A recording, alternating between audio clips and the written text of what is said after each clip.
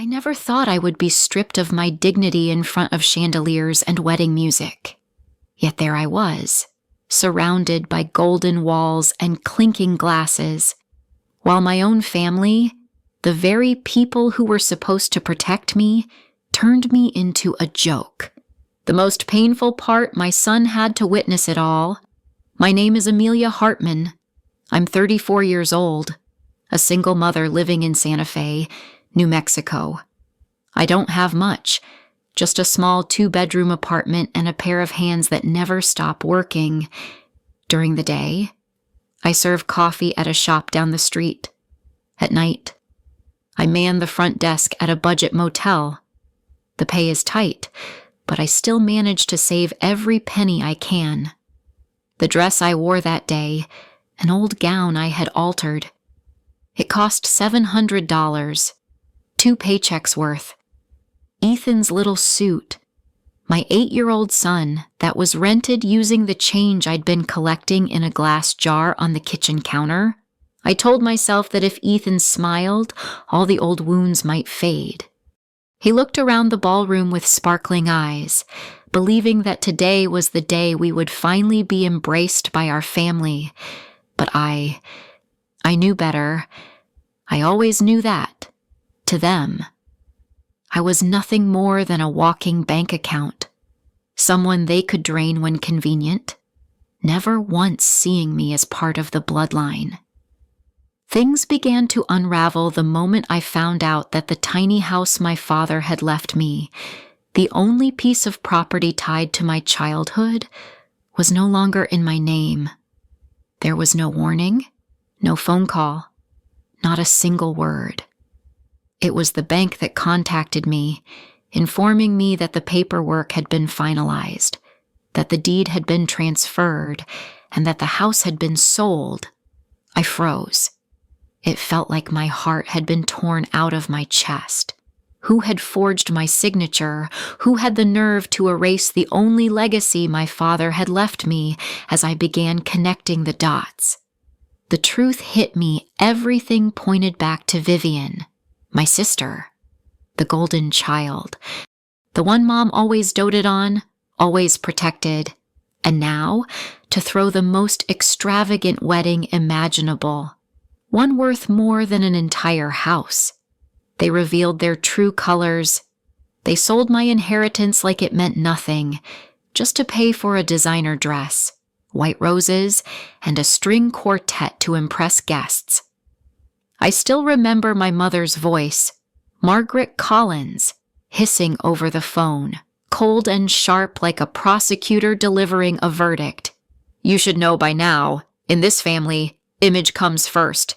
If you can't contribute, the least you can do is stay silent. You never really used that house. Vivian needs it more. I stood there, frozen. One arm around Ethan, the other clutching the phone so tightly my knuckles turned white. My heart pounded like it was trying to break free, and in my head, one bitter thought echoed, so this is it. I'm just the failure they get to push around. I've endured their condescension for years, but this time, when I looked into my son's confused eyes, I knew I couldn't stay quiet any longer. I couldn't let Ethan grow up thinking that silence in the face of betrayal is the only way to survive.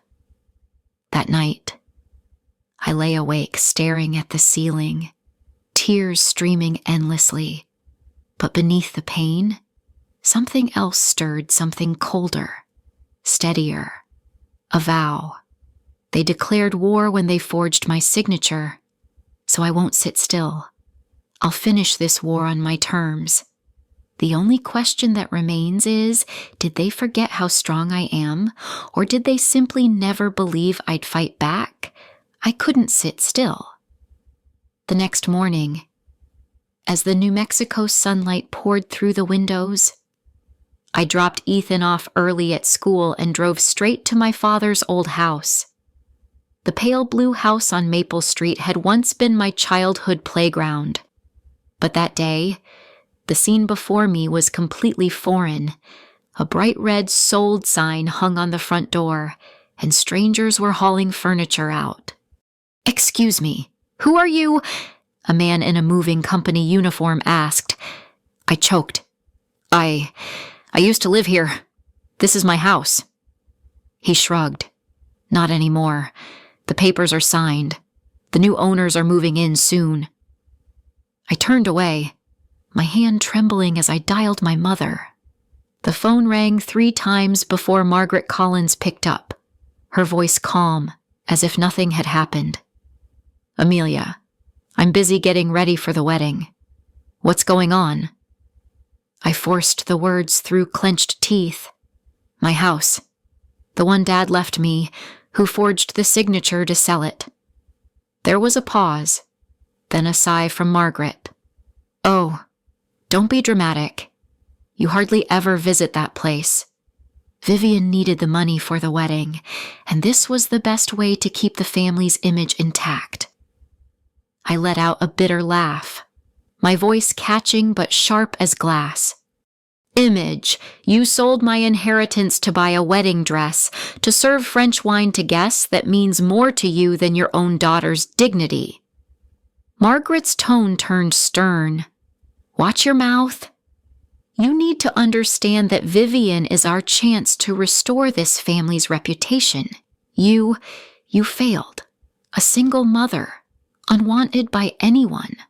A small sacrifice isn't the end of the world." My blood boiled. A small sacrifice. That house held my memories, my childhood, Dad's legacy, and you erased it all for a few hours of luxury before she could respond. Vivian Hartman's voice chimed in through the speakerphone. Clearly, my mother had let her listen in. "You're being so theatrical. Amelia." Vivian scoffed. "This wedding is the biggest moment of my life. Who cares about that old place? I turned it into a grand celebration. You're lucky to even be invited." I gripped the steering wheel until my nails dug into my palm. "You took something that wasn't yours, Vivian. You erased me just to shine a little brighter. Do you even realize what you've done?" Vivian's voice was syrupy sweet, laced with poison. "I know exactly what I've done, and you should be grateful. Selling that house secured our spot at the most luxurious hotel in Santa Fe. You'll be dining under crystal chandeliers in that beautiful hall, all thanks to me." A heavy silence followed. I could hear my heartbeat thundering in my ears. I wanted to scream, to expose everything, but instead, I dropped my voice to a cold whisper. "You forgot one thing. Vivian, I have Ethan. He saw it all. And one day, he'll understand exactly who built their empire on someone else's sweat." Margaret snapped. "Enough, Amelia. Do not cause a scene. If you dare ruin this day for us, then don't ever call me your mother again." I let out a bitter chuckle. What difference would it make you gave up on me a long time ago? I hung up. In that moment, I knew I had crossed a threshold. There was no turning back, but one question pounded in my mind like a war drum. If they forged a signature to sell the house, how many more sins were still buried beneath the surface waiting to be uncovered? The phone had just hit the table when my small room sank into a heavy silence. Only the ticking of the clock remained dry and merciless. I sat there, head in my hands, feeling like the world had just collapsed all over again. I was used to my mother's coldness. I was used to Vivian's mocking smirks. But this time, this was different. This wasn't just another cruel comment at a family dinner. This was calculated, a forged signature, a clean theft of the only asset left behind by my father. I wanted to believe I was strong. But that night, after Ethan had fallen asleep, I sat alone in the wooden chair by the window, eyes blankly staring at the star-studded sky of New Mexico, One question kept circling in my head. Did they really think I would swallow this betrayal with a fake smile? I remembered Ethan's eyes the evening before. He didn't understand the paperwork. Not really. But he saw me trembling. He saw me choking on words. And in his eyes, I read fear. Fear that his mother was too weak to protect herself. For nearly 9 years, I carried everything. Since the day my father passed. Since the moment my boyfriend ran off when I was 5 months pregnant, I never allowed myself to fall. I worked 2 jobs. I paid every bill on time. I stayed up late mending his clothes, cooking breakfast with whatever little money we had. I made sure Ethan always had warmth in his life, even when I felt completely hollow inside. And yet, to my mother and Vivian, all those efforts were nothing but excuses to belittle me. In their eyes, I was a stain, the woman who got left, a living reminder of failure. Then came a strange moment from within the pain. I felt something else, an ember of energy, like a fire burning beneath cold ashes. I realized I was sitting in a shabby apartment, eyes swollen red, but my heart, it beat differently, faster, steadier. I whispered to myself, each word like a nail driven deep. Enough. I won't let them bury me again. I stood up and walked into Ethan's tiny room. He was curled up under the covers, breathing softly.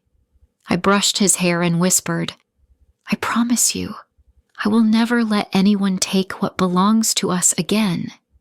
Never. Moonlight slipped through the curtains, casting a soft glow over Ethan's face. And at that moment, I understood that every battle I was about to face wasn't just for justice. It was so my son would know his mother was not the fragile woman they tried to make her out to be. Inside my mind, pieces began to fall into place. All those times I handed my mother money for medication, only to see Vivian flaunting a new handbag. The months I scraped by on repayments while they dined in upscale restaurants. I used to think I was making sacrifices to keep the peace. But really, I was just an easy source of money. They say silence is golden. But in my family, silence only made me pray. I poured myself a glass of water, my hand still shaking, but inside, something had changed. That lingering shame, that quiet voice saying maybe I deserved this, it was fading. In its place, a single thought burned clear. I will return every blow, every dollar, every tear. I didn't know exactly where to begin, but I knew I'd find a way. The only question now was when I rise. Will they have the courage to face the harsh truth they've tried so long to hide from the outside? I probably looked like just another freeloader, clinging to whatever was left of the family inheritance. But the truth was the exact opposite. I was the lifeline they had all clung to for years, only they never had the decency to admit it. I remember every number because each one carved a scar into my life. When Vivian was unemployed for 6 straight months, it was I who paid $2,800 every month for her fancy downtown apartment in Santa Fe. I worked overtime at the hotel, sometimes dozing off at the front desk, just to scrape together the money and send it before rent was due. Back then, it felt simple. My sister needed help. So I stepped up. Then there was Mom Margaret Collins. She called me in the middle of the night, her voice trembling. Amelia, I need some money for medical bills. I wired the money immediately, but I didn't even stop to ask questions. But just a few weeks later, I saw a photo of Vivian on social media, proudly holding a brand new Italian leather handbag. So, the medical debt was just a cover story. I also remember the most recent time Vivian came to my tiny apartment. eyes glossy with fake tears, saying she'd lose all dignity in front of her friends if she couldn't keep up the payments on her new car. I looked over at Ethan, hunched over his homework at the kitchen table, and my heart tore in two. But in the end, I pulled from my savings the money I had put aside for his future college tuition to pay off her loan. And now, those very people sold my house as if it were the most natural thing in the world. What choked me the most wasn't just the betrayal. It was the realization that I wasn't just a walking ATM. I had become the doormat they wiped their feet on before stepping into the spotlight. That night, as I sorted through old bills in a wooden box under the bed, the whole picture came into focus. They never loved me. They only loved the benefits I brought, and I had let them take advantage of me for far too long. Ethan woke up in the middle of the night, rubbing his sleepy eyes. "Mom, why aren't you asleep?" I smiled quickly, hiding the stack of bills behind my back. "It's nothing. Sweetheart, I'm just tidying up a bit." He walked toward me slowly, wrapped his arms around my waist, and whispered, "Don't be sad. Mom, I've grown up now. I'll protect you." Hearing those innocent words made my tears fall. I hugged him tightly and whispered, "No, Ethan, it's my job to protect you, and I promise, from now on, I won't let anyone take away anything that belongs to us ever again." At that moment, it was like something inside me had woken up. Every memory, every number, every quiet sacrifice turned into evidence of their ingratitude, their blatant betrayal, and I knew, if I stayed silent, they would keep going. Today it was the house. Tomorrow, it could be whatever little I had left. I wiped away my tears and whispered to myself, "It's time." If they had the nerve to humiliate me at a dinner table, then I would expose them to the world. The only question echoing in my mind was, where do I begin to turn this pain into my first strike back the next morning? I wasn't sitting blankly by the window anymore. I brewed myself a strong cup of coffee, set an old notebook in front of me, and wrote a bold line across the top. They declared war the moment they forged my signature. I'm just finishing what they started.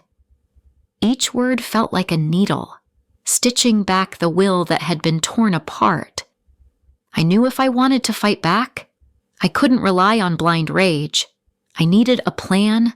I needed proof. I dug out the wooden box from under my bed. Inside was a treasure trove of evidence bank transfer receipts to Vivian, deposit slips, credit card statements stamped with red late fee notices, and penalties I had racked up while covering their debts. I laid them out on the table, each sheet like a blade carving into my memory. I remembered the times Margaret had asked me to come by, saying I just needed to sign some routine family paperwork. I believed her. I signed without ever reading carefully. And now, it turned out those were the very documents they used to replicate my signature and sell the house. I felt foolish, but I also knew my gullibility would be the key to exposing them. I picked up the phone and dialed the one person I knew I could trust. Rachel Alvarez, an old high school friend, now a lawyer in Albuquerque. I had never asked Rachel for anything before, but this time, I needed her, Amelia. Rachel's voice sounded surprised as I explained everything. "Oh my God, they really forged your signature to sell the house." "I have a strong feeling they did," I said, my voice hoarse. "Rachel, I have receipts, bank documents, and credit statements. But I need someone who can show me how to turn these into a legal weapon." I heard papers rustling on her end. Then Rachel replied, "Bring everything to my office this weekend. We'll start by verifying the signatures. If they're forged, they'll be facing court. I closed my eyes, and for the first time, saw a glimmer of light. Not the endless despair I'd been stuck in, but a path forward. Rough, yes, but real. That evening, after tucking Ethan into bed, I sat beside him and whispered, "Son, we're not staying silent anymore. Mommy's going to take back what's rightfully ours." Ethan rubbed his eyes sleepily. "How?" "Mommy." I gave a faint smile. "With the truth, and with the courage I've kept hidden for too long." The next day, I started asking around quietly, carefully. I spoke to a few people in the Santa Fe community, those who had heard whispers about my family. One neighbor mentioned seeing Margaret and Vivian leaving the notary's office about a month ago. An old friend of my father's gently remarked, "They've only seen you as a walking wallet for years now." I wrote down every word, every small account. I wasn't afraid anymore. That night, as I gathered the documents into a folder, I caught a glimpse of myself in the mirror. My eyes weren't red from crying anymore. They were sharp, clear, and unfamiliar. I realized this was a version of Amelia they never expected to face. I whispered to myself, voice steady and sure, "Now the real party begins." But one big question still hovered in my mind. Was I truly ready for the consequences when their carefully staged performance begins to crack, right in front of everyone's eyes? Over the weekend, I drove 2 hours to Albuquerque to meet with Rachel. She glanced through the stack of documents and frowned. "Amelia, this signature, it's clearly forged. The handwriting doesn't match. If we submit this for verification, your mother and Vivian won't be able to deny it." Hearing those words felt like a chain had just fallen off my chest. Rachel began drafting a formal request for handwriting examination. I left her office with a thick folder in my bag, feeling like I was carrying a ticking bomb. That evening, I mailed copies of several documents to the anonymous tip line of the local newspaper. No lengthy explanation was needed. Just one line. The house on Maple Street was sold using forged documents. The rightful heir is me, Amelia Hartman. 2 days later, the whispers began. A small blog in Santa Fe published an article questioning the shady sale of the Collins-Hartman family home. At first, just a few dozen shares, but it spread faster than I had expected. The community was small, but Santa Fe had always been a place of rumors, and rumors are fuel for fire. I sat in my apartment, opened my laptop, and watched as comments started to pour in. People were gossiping, even calling out my mother by name, Margaret Collins. The woman who once boasted about preserving her family's honor is now caught up in document forgery. I let out a dry laugh. So now, Mother's reputation had started to crack. That afternoon, I stopped by the grocery store. At the checkout, I ran into one of Mother's acquaintances. She looked at me, lips pressed tight, then leaned toward the woman next to her and whispered. I heard the word clearly, scandal. I had never felt such satisfaction. For years, I had dodged their disdainful looks, but now they were the ones avoiding mine, ashamed on behalf of Margaret and Vivian. That evening, Vivian called. Her voice had lost its usual arrogance. "Amelia, what did you do? People are talking nonstop. My friends are asking questions. Do you have any idea how this is affecting the wedding?" I turned on the speakerphone and scoffed. "Oh, so your wedding is more important than the law. They're not gossiping. Vivian, they're simply seeing the truth you tried to hide." She fell silent. I heard Margaret's voice in the background. "Don't answer her. Amelia just wants to ruin everything." I replied slowly. "Mom, I don't need to ruin anything. You and Vivian dug the hole and jumped in yourselves." I hung up. Alone in my tiny apartment, I laughed bitterly, but also with a sense of release. For the first time, I wasn't trembling after a conversation with them. For the first time, I held the upper hand. The next 2 days, I said nothing more. No public statements, no clarifications. I simply observed, and I saw the cracks spreading. Vivian's guests started canceling their RSVPs, and some wedding vendors began requesting contract confirmations. I sat by the window of my apartment, watching the city of Santa Fe bathe in the deep red glow of sunset, and I thought, this is only the prelude. They have no idea the real storm is coming. The only question I kept to myself, will I remain calm enough to steer the storm? Or will I be swept away by the chaos I've unleashed Monday morning? I received a call from Rachel. Her voice was calm, but every word landed like a gavel pounding on a wooden table. "Amelia, the judge agreed to sign the temporary order. The entire house sale is now frozen. All associated accounts have been locked until the investigation is over." I stayed silent for a few seconds. A smile crept across my lips. Finally, justice was no longer just a distant dream. Just hours later, I started hearing rumors spreading all over Santa Fe. Some of Vivian's wedding vendors began pulling out, citing concerns over legal risk. A decor company sent Vivian an email, refusing to continue preparing for the wedding. The reason was clearly stated: payment account has been frozen.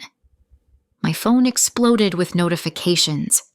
Messages, missed calls, the family group chat buzzing nonstop. I didn't open any of them. I just sat by the window, sipping my coffee, enjoying the chaotic symphony they had created for themselves. That afternoon, I got a long message from Vivian. "Amelia, are you insane? Do you have any idea how much I've already put down? Tens of thousands of dollars? Now it's all gone up in smoke. My friends are laughing at me. Are you happy now?" I stared at the screen. My hands trembled, but not out of fear, but out of satisfaction. I typed back exactly 7 words. "This is only the beginning. Buckle up." That evening, Margaret called. This time, her voice wasn't cold or commanding. It was frantic, fractured. "Amelia, what did you do? They froze my accounts. I can't withdraw any money. I can't pay my bills. They're going to cancel Vivian's wedding. Are you trying to destroy this family?" I took a deep breath and kept my voice calm. "No, Mother, I'm just protecting what's mine. You chose betrayal. Now face the consequences." She screamed into the phone, but I hung up. I didn't shake like I used to. I let her drown in the very chaos she had created. The next day, the local newspaper officially ran the story: Santa Fe court freezes suspicious transaction involving Maple Street property. The article was accompanied by a photo of Vivian in a wedding dress, taken at an upscale boutique. A picture that once drew admiration has now become a laughingstock. I sat in my small apartment, watching Ethan do his math homework. He looked up and asked, "Mom, why are people online saying Aunt Vivian is in trouble?" I gently ran my fingers through his hair. "Because when people do wrong, they have to pay the price. Ethan, that's the rule." He nodded and went back to writing, while I sat there feeling a strange, rare peace settle inside me. But that peace didn't last long. A new email arrived from Rachel. "Brace yourself. Your family will strike back." They won't sit still while the truth comes to light. I leaned back in my chair and took a long breath. I knew, and I was ready. The only question circling in my mind was this: when they're backed into a corner, will they beg for forgiveness or come after me even harder? My phone buzzed nonstop all morning. Messages from Mom, from Vivian, even from relatives who hadn't bothered to check in for years. I ignored them at first, but once Ethan left for school, I opened a few. The first message was from Margaret. Amelia, stop this now. You have no idea what you're doing. You're going to destroy this family. If you still have any love left, withdraw the lawsuit. I let out a dry laugh. Family, did they remember family when they sold my house behind my back? The next message, a long-winded one, was from Vivian. You're ruining the happiest day of my life. I've spent my entire youth building this image. Now my friends and coworkers see me as a joke. Do you want to see me crumble before you're satisfied? I took a deep breath. What I felt inside was strange, maybe a bit of pity, but far more bitterness. I typed only 4 words in reply: you did this yourself. That afternoon, I decided to meet them face to face. I wasn't going to let them paint me as a coward.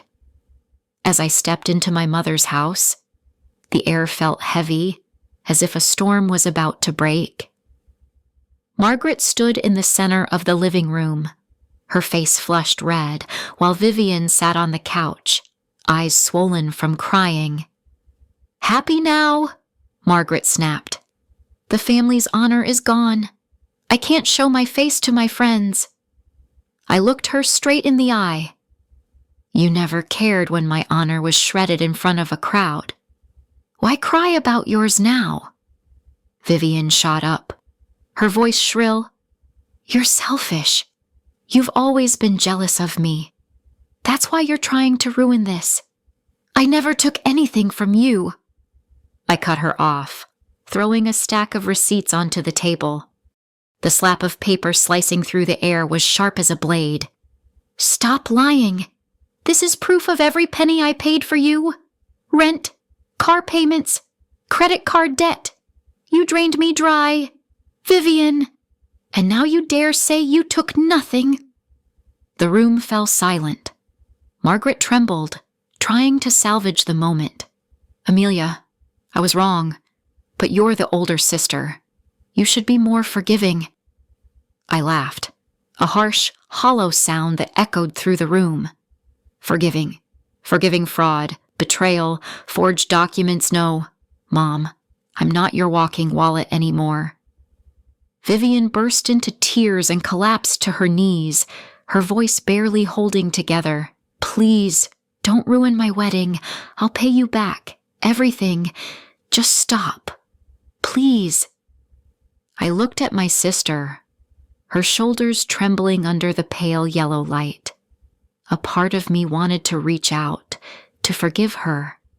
But then I remembered the look in Ethan's eyes when the entire room laughed at me. I remembered the night I sat mending an old dress while she twirled around in a wedding gown worth thousands of dollars. I took a deep breath and turned away. It's too late. Vivian, learn to stand on your own 2 feet. I'm not your crutch anymore. As I reached the door, I heard my mother scream behind me. You'll regret this. Amelia, you're dragging this whole family down. I answered softly, without turning back. You and Vivian already jumped. I just let go. Outside, the Santa Fe wind cut colder than usual, but my chest felt lighter. I knew the battle was far from over, but for the first time, things were clear. The balance of power had shifted, and the question still hung in my mind. Would they keep begging, or would they finally show their true teeth? If you're still listening and feel anger or empathy for Amelia, leave a comment and share your thoughts. Don't forget to subscribe to Bitter Scars so you don't miss the hidden layers behind every story. I knew that staying silent would only allow them to keep shaping their own version of the story. If they could turn me into the troublemaker in everyone's eyes, then I had to turn the truth into a light so bright no one could hide behind the shadows. The next night, I opened my laptop. I wrote a long letter not just to my mother or Vivian. I wrote it for everyone. Hello. My name is Amelia Hartman. I used to stay silent because I thought family was something you shouldn't expose. But the truth is they forged my signature to sell the house on Maple Street, the property my father left behind. They called me a walking wallet. And even though I covered thousands of dollars in debts, rent, and even a car for them, they never stopped treating me with contempt. Here is the evidence. I attached images, bank transfer records, credit card receipts, and forged documents. Every piece of paper was once a scar, but now I was turning them into weapons. I posted it publicly in a large Santa Fe community group. Within hours, the post exploded. Hundreds of comments, thousands of shares.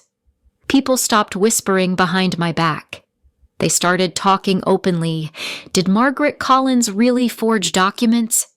Vivian took money from her own sister to live lavishly. I sat in front of the screen, and it felt like a storm had arrived. But this time, I wasn't the one being swept away. I was the one steering it. The next morning, I received a message from Rachel. Amelia, your post made a huge impact. A few people contacted my office, saying Margaret borrowed money from them and never paid it back. The truth is unraveling. Reading that message, I felt a mix of pain and satisfaction. For years, I thought I was alone. It turns out that I wasn't the only one betrayed by them. By noon, I got an email from a wedding vendor. The subject line was simple: contract termination with Vivian Hartman.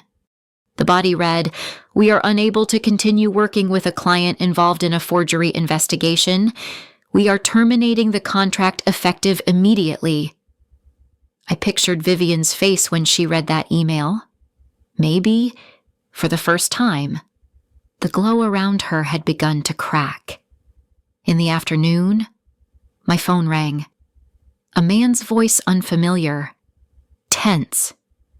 "Is this Amelia? I'm Callum Rhodes's father. I just wanted to say thank you for your courage. My son is reevaluating everything. He doesn't want to marry into a dishonest family." I gripped the phone tighter, heart pounding. So Callum was seeing the truth, too. That evening, I sat in my small apartment. Ethan was beside me, working on his homework, while I read through the comments on my post. Some people called me a lioness. Others said my story brought back their own pain. I didn't respond. I just sat there, letting their words wash over me like a balm after years of silence. But then, a cold thought crept in. The truth had been exposed. But would Margaret and Vivian back down, or would they spiral in desperation and drag me into their next storm? That morning, Rachel's message came earlier than usual. "Amelia, Callum officially withdrew the engagement. He filed a petition to cancel the marriage at the Santa Fe courthouse this morning." I read those words over and over again. Part of me was surprised. Another part felt a quiet relief. Finally, someone had the courage to say it out loud. They couldn't stay tied to a family built on lies. The news spread fast. By noon, social media was filled with pictures of Callum walking out of the bridal shop, his face cold as ice. Some whispered, "He got out. Lucky he figured it out in time." I sat in my little apartment, listening to Ethan talk about his math quiz, and my heart clenched.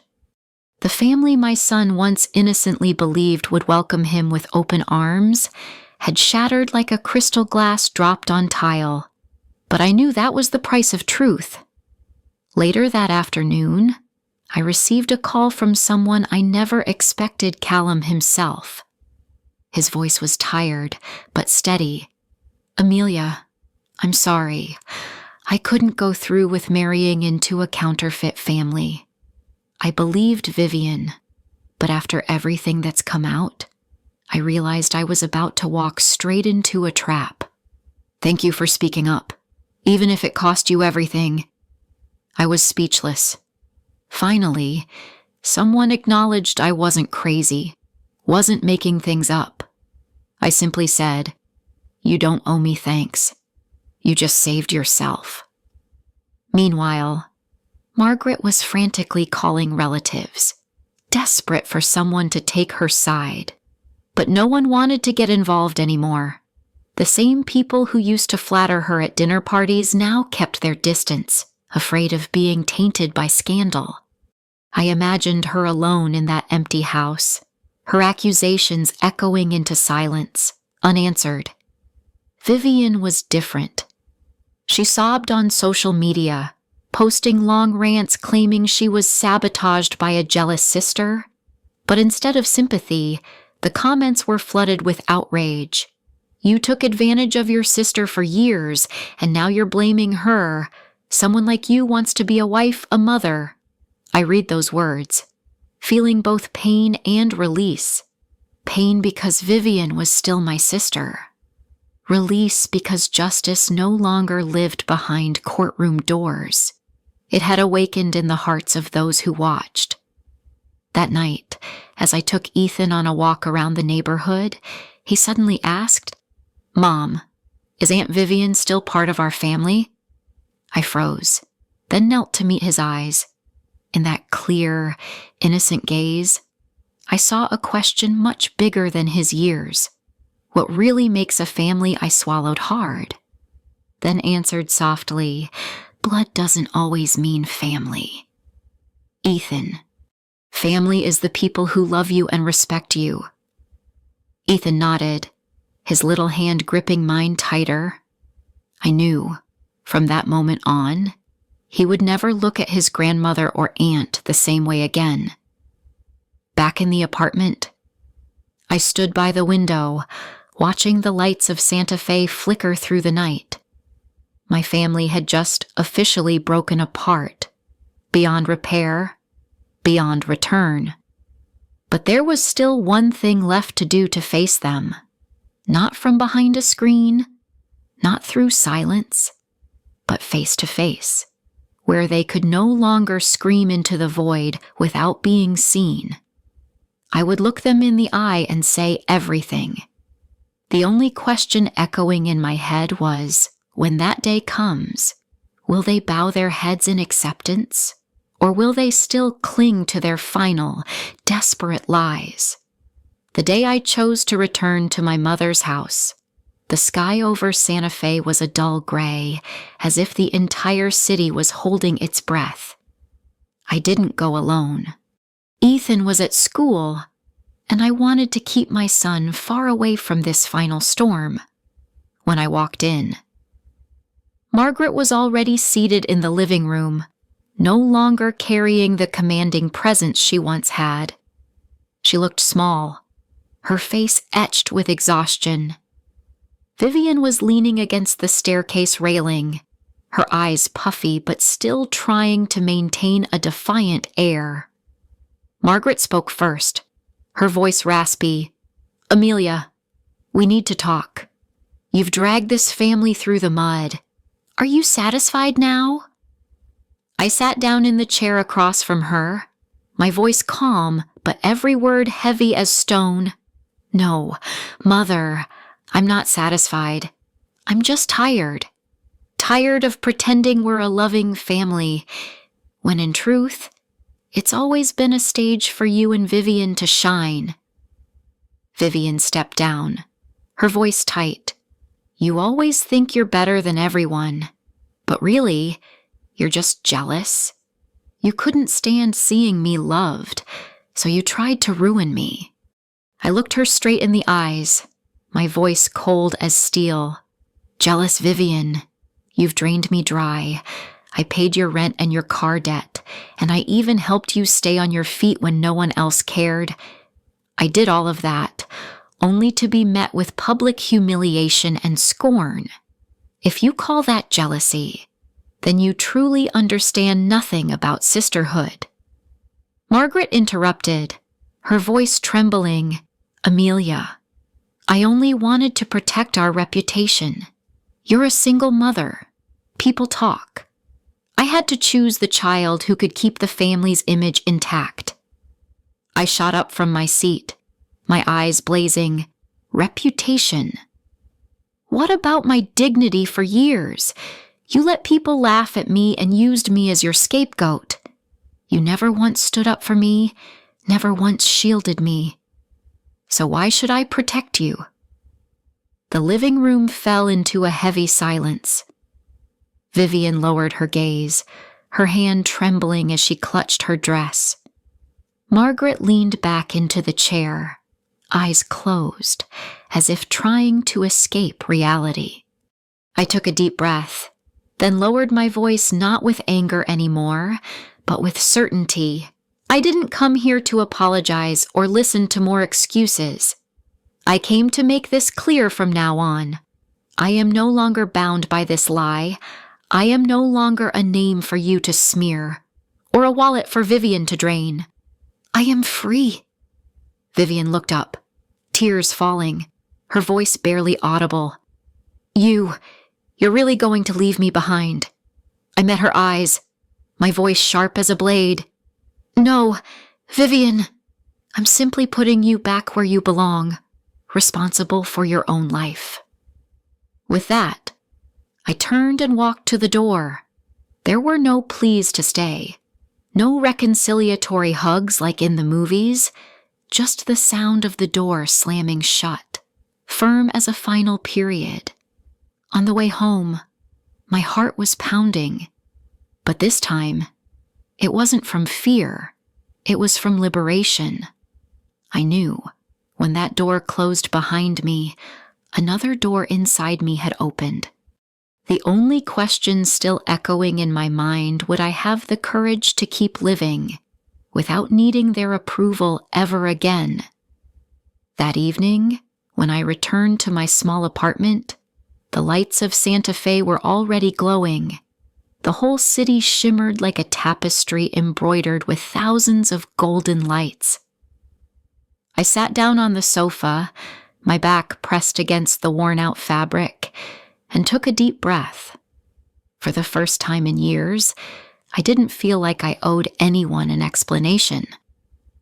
Ethan ran out from the bedroom, proudly showing off a picture he had just finished drawing. A small house, with the two of us standing at the front door, under a sky full of stars. I took the paper, tears rolling down my cheeks, but this time, they weren't out of sorrow. It was relief. Mom, this house is ours. Right? Ethan asked, his eyes wide and innocent. I nodded and smiled. Yes, Ethan, home is where you and I are. No one can ever take that away. Oh, at that moment, I realized that my worth wasn't defined by what my mother or Vivian used to say. It wasn't measured by the judgmental eyes of outsiders, or by the house on Maple Street that they sold off so cheaply. My worth lived in Ethan's trusting eyes, in every peaceful breath I had finally reclaimed. As night fell, I turned off all the lights and sat in the dark. Strangely, the silence no longer made me feel lost. It used to mean loneliness, abandonment. But now, silence felt like a gift. I listened to my heartbeat steady, a certain reminder that I had survived the storm and was still standing. I remembered what my mother once said, "You are the failure of this family." Back then, that sentence hung over me like a sentence, forcing me to live hunched over, trying to prove her wrong. But now, I didn't need to prove anything. I no longer sought validation from those who never respected me to begin with. I smiled at the realization. Freedom wasn't about being forgiven by my family. It was about no longer waiting for a forgiveness that was never coming. The next day, I took Ethan to school, then stopped by the cafe where I worked. I realized that even the repetitive routine carried a new meaning. Every cappuccino I made wasn't just a paycheck. It was proof that I could provide for my son with my own 2 hands. My coworkers looked at me and noticed something different. There was no more lowered gaze, no more hesitation, just calm confidence. One of the girls laughed and said, "Amelia, you look lighter somehow." I simply replied, "Yeah, for the first time in years, silence actually feels peaceful." On the way home, the Santa Fe wind blew fiercely. I pulled my coat tighter, but inside, I no longer felt cold. I had found a solid place to stand right within my own heart. And then, in that stillness, a thought sparked. Maybe my story doesn't end with me. Maybe my rising up could become the beginning for others still trapped in invisible chains. One question lingered in my mind. Could my courage be enough to ignite a greater awakening? Just a few days after I went public with the truth, my life took a turn in the most unexpected way. Messages flooded my inbox faster than I could read them. They weren't just congratulations or praise. Some were shaky, heartfelt words from complete strangers. "Amelia, I was financially exploited by my sister for years. I thought I was the only fool. But your story made me realize I'm not alone. Thank you for speaking up for us. My mother once forced me to sign a land transfer, and I've lived in shame ever since. Now I want to stand up." I read each line with trembling hands. I didn't know these people, but we shared the same wounds. And now, because of one small act on my part, they felt they had the right to speak out. One morning, as I was dropping Ethan off at school, a woman stopped me at the gate. She looked to be around 40, thin, with dark circles under her eyes. "You're Amelia, right?" Her voice quivered. I nodded. She grabbed my hand. "Thank you. I read your article. I'm also fighting my own family. Your story gave me the strength to file my case." I stood in silence, my chest tightening. I never imagined that telling my truth would reach so many people. That evening, I spoke with Rachel. She had just finished another call and smiled at me. "Amelia, you know what my law office took on 3 new cases this week. People are coming forward because they feel someone has cleared the way, and that someone is you." I was quiet for a moment, then said softly, "Rachel, I never wanted to be a symbol. I just wanted peace." Rachel looked at me with gentle eyes. Sometimes the people who only want peace end up creating real change, because they speak from pain, not ambition.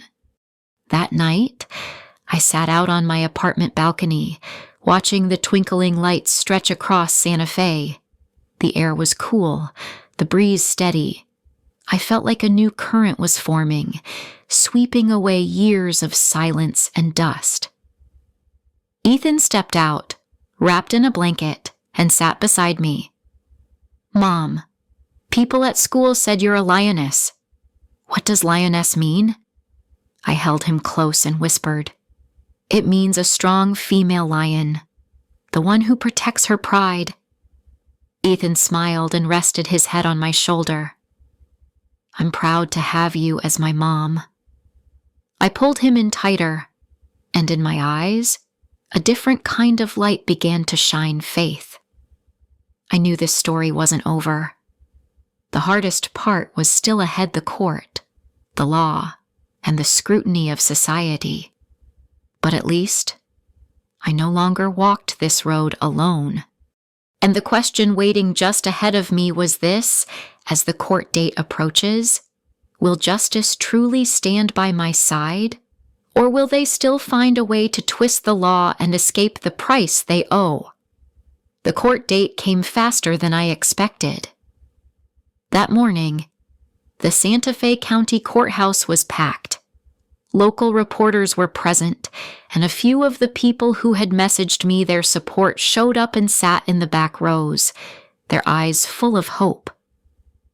I sat beside Rachel, clutching the case file tightly. My heart was pounding not just because I was about to face my mother and Vivian, but because I knew this moment would determine more than just my own dignity.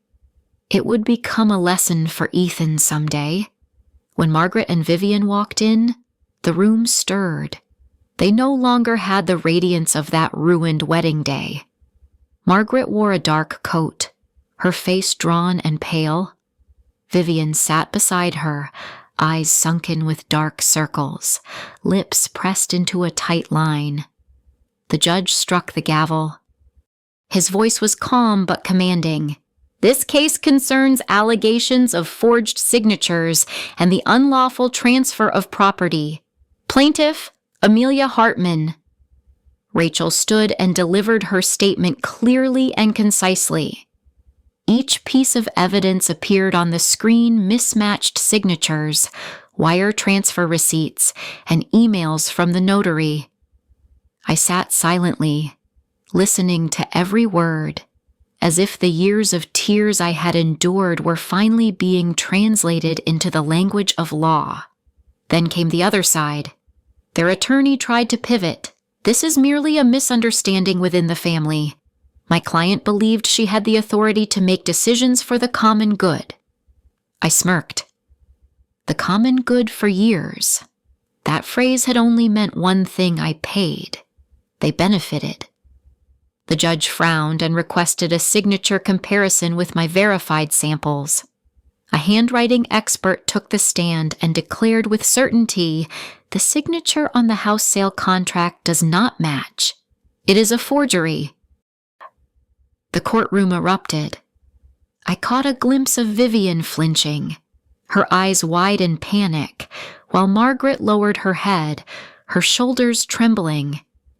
At last, the judge struck the gavel again and announced firmly, the court rules the house sale invalid. The property on Maple Street shall be returned to its rightful owner, Amelia Hartman. Furthermore, the case of forgery will be forwarded to the Criminal Investigation Unit. This hearing is adjourned. The sound of the gavel cut through the air like a blade. I sat frozen for a few seconds before tears welled up. Not from glee, but because justice, at long last, had spoken. Margaret turned to me, her bloodshot eyes wanting to say something, but no words came out. Vivian burst into tears and ran out of the courtroom. They had lost everything: their pride, their credibility, and the illusion of control they once clung to. I stood up, my legs shaky but each step steady. Rachel smiled and squeezed my hand. You did it, Amelia. Not just for yourself, but for so many others. Outside the courthouse, the Santa Fe wind blew hard, carrying the chill of the season's change. I looked up at the gray sky, my thoughts swirling. This victory was sweet, but tinged with bitterness. After all, they were still my mother and my sister. And the truth is, no court ruling can mend a broken family. That night, as I tucked Ethan into bed, he whispered, "Mom, is everything over now?" I brushed his hair gently and whispered back, "Yes, sweetheart, it's over. But our new journey is only just beginning." After the trial, I spent many sleepless nights, not out of fear anymore, but because my mind kept swirling in a strange mixture of emotions, relief, and emptiness. I had won. The house on Maple Street was returned to me. My name was cleared, and the truth came to light. But at the same time, the last ties that bound our family had burned away. No more mother, no more sister, no more shared roof to cling to. One afternoon, I took Ethan back to visit the old house. The wooden door had faded. The porch was covered in dust. But as I stepped inside, my heart trembled as if my father was still somewhere in there, smiling down at us. Ethan ran around, shouting, "Mom, is this really our house now?" I nodded, my eyes stinging. "Yes, Ethan, our house.